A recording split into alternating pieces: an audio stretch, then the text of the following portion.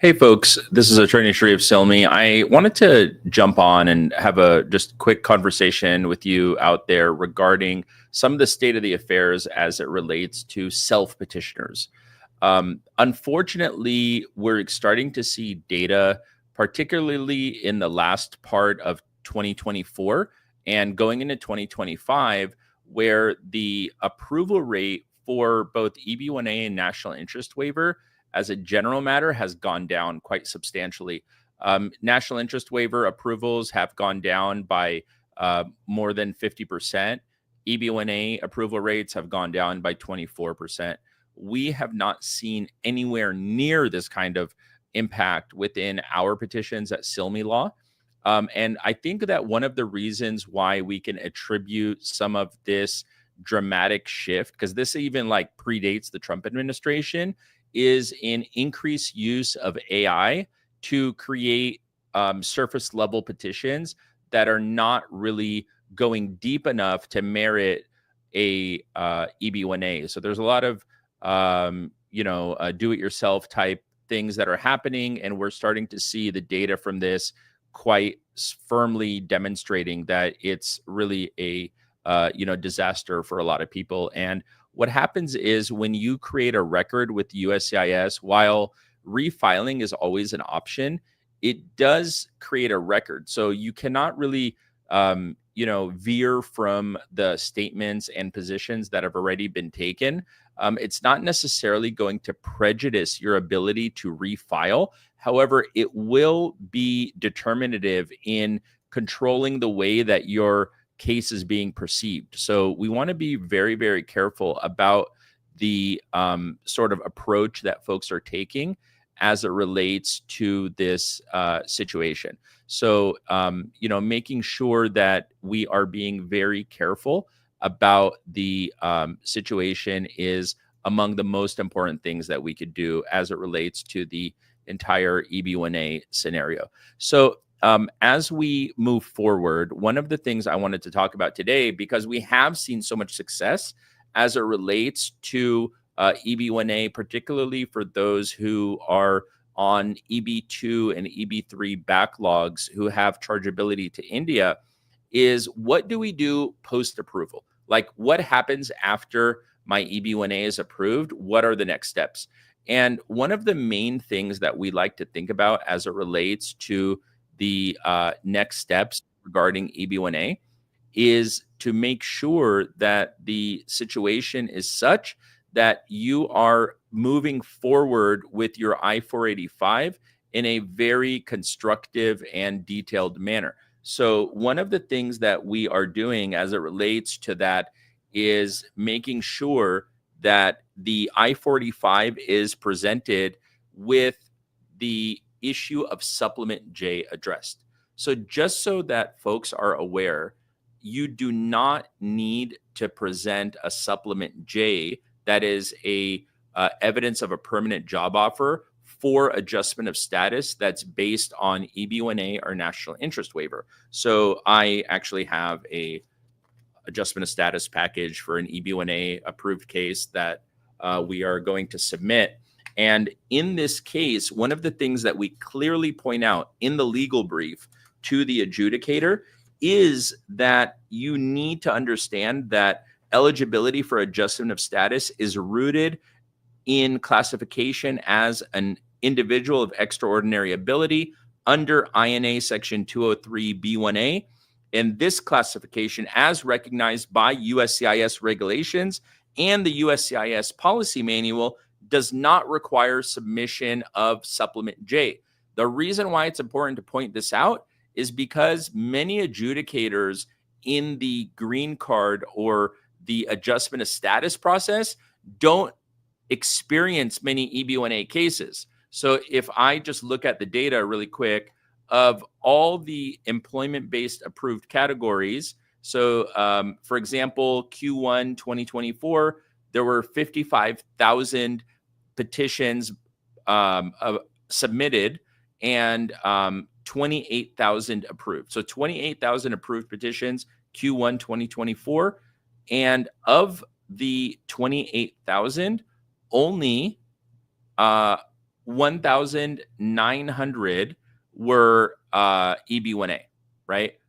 So that means that basically, it's a less popular category, and the adjudicators in particular, particularly if you're like in, a very small population state, the adjustment of status process, if you're doing it independently of your I-140 petition, would be reviewed by a local office. So they might not be as familiar with extraordinary ability cases as, like the Nebraska or Texas Service Center would be, right? So because of that, you need to make sure that you point out all these issues. And that's one of the things that we are doing to make sure that cases go through very smoothly and quickly in the I-485 process. We're addressing these issues up front.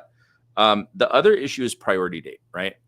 Oftentimes in the I-140 phase, when we're submitting the I-140, the approval for the I-140 will come, but the priority date stated on the approved I-140 will not be the priority date that was previously given, right? So, and this is not a big deal. Your previous priority date is controlling no matter what. Under the law, your previous priority date is controlling. So you don't have to worry about whether or not your case is going to be adjudicated for a green card according to the submission date of your Eb1A versus the previous priority date. Rather, the priority date of your any previously submitted I-140 is controlling whether or not that is reflected on your Eb1A I-140. If your Eb1A I-140 approval notice does not have your previous priority date, you don't need to go back to USCIS or ask them for a new approval notice or any of that. You just go ahead and we file your I-485. And when we file your I-485 adjustment of status, we are going to point out that according to section 204.5 D and E of the regulations, the priority date remains valid for processing of any employment-based category that the individual applies for or qualifies for, even if the previous employment-based category was a different section. So the priority date of any petition filed for classification under Eb1A, which is section 203B, which is accompanied by an individual labor certification from the Department of Labor, shall be the date of the labor certification application. So what that means is if you have a previous I-140 that was submitted by your employer, that was accompanied with a labor certification document, that becomes the priority date for your initial I-140 approval. The subsequent Eb1A case adopts that priority date. So when we're submitting adjustment of status based on self-petition, we're leveraging the labor certification date of the initial I-140 approval in order to make that claim. All right. And then we go on to say that the priority date of any petition filed for the act, which is accompanied by an application for Section A, designation shall be the date of the completed signed petition that's properly filed by USCIS. I've seen cases turn on a number of days. I mean, like right now, if the priority date is like a certain day in the month and the approval, or I'm sorry, the priority date of the initial filing could be, a couple weeks earlier because of the labor certification process, that's something that we need to leverage. So a petition approved on behalf of an individual under sections 203B1, 2, or 3 of the acts that the alien accords the alien or the individual the priority date of the approved petition for any subsequently filed petition for any classification under the act. Exactly what we just said. So in the event that the individual is a beneficiary of multiple approved petitions, the person shall be entitled to the earliest priority date. So that's exactly what we need to do and make sure of as we are pursuing these cases. So making sure that the priority date is the relevant issue, making sure that the supplement J is not going to be an issue for the adjustment of status, particularly when we have situations where the previous priority date is not being accepted at the I-140 stage because of USCIS error or laziness or what have you. So we need to make sure that the adjudicator who's making the determination as it relates to the green card adjustment of status is doing that. The other big deal that's taking place right now as it relates to I-45 adjustment of status is that they are requiring interviews for many adjustment of status cases. So when we think about the interview for an adjustment of status case, you have to understand that, again, if you're being called to, a particular location like Fresno, California, or, you're in Bentonville, Arkansas, right? The USCIS adjudicator who is sitting in the field office, even if it's San Jose, right? They are not going to be great experts on Eb1A.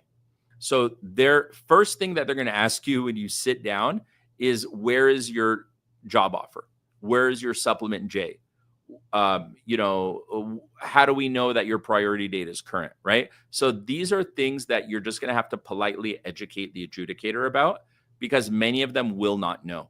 And I think the biggest challenge that I've seen in these interviews is, number one, the actual field officer thinks that the interview is a waste of time and hates the fact that they're even doing it, but it's being mandated by the higher ups within USCIS. And the other thing is that they have no idea what is required in a self-petition, and they don't know even how that, one qualifies. All they know is this is like an Einstein visa, and, that you need to be, Albert Einstein in order to get it. So we have to re-educate them when it comes to this. Now, the good news is that the I-45 interview is not a re-adjudication of your I-140. So you don't necessarily need to, demonstrate to the adjudicator that, like, you're, meeting the regulatory requirements of Eb1A, but they can ask you about your employment history. So, like, what you do, what your profession is, how that works. So you can expect those questions. There's a lot of biographical information that's going to be needed, such as parents' information, such as, again, employment information, residence information. The most important change that has taken place to the I-485 process, independently of Eb1A or anything else, is the financial aspects. We need to demonstrate financial viability, and that you will not be dependent on government benefit for any of your petition needs, or of any of your living needs. So within your petition, I strongly suggest demonstrating and providing robust financial details and information so that we can show the adjudicator that you're in a very strong financial position and you will not depend on any kind of government benefits. And, that's going to really support and help your I-485 process. So the I-485 process, adjustment of status, is afforded to you as the primary beneficiary of the, self-petition, and to your derivatives. So derivatives means your spouse and children, and it could be spouse, children, or stepchildren, and they will be considered your derivatives, and you can apply for them as long as they are less than 21 years old at the time of filing. So if at the time of filing they're under 21 years old, and then they turn 21 while the case is pending, so long as the dates are current, you have no issue. They will still be permitted to adjust status to a green card within that time period. So those of you who have children who are aging out, it's really important to think about, what your scenario is for adjustment of status. So if you're in an EB2 scenario and you're kind of worried or vulnerable as it relates to your employer, but your date for adjustment of status is coming up very soon, we might want to consider a national interest waiver option so that when you do file for adjustment of status, you will not be dependent on your employer for a supplement J, because that might be hard to extract. The other thing is, if you're a self-petition Eb1A, or thinking about Eb1A, we need to do it in such a time period that allows fully formulated evidence to develop, and that we can file your case and adjust status. So get it approved and adjust status before your child ages out. So that's going to be really important for those of you with, relatively older children. So I hope this helps.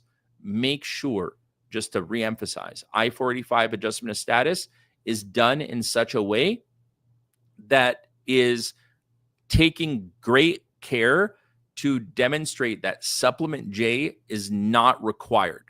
I-485 supplement J is not required for self-petition adjustment of status. The adjudicators often will not know this, and we need to remind them of that. The other thing is you need to put a lot of emphasis on the priority date.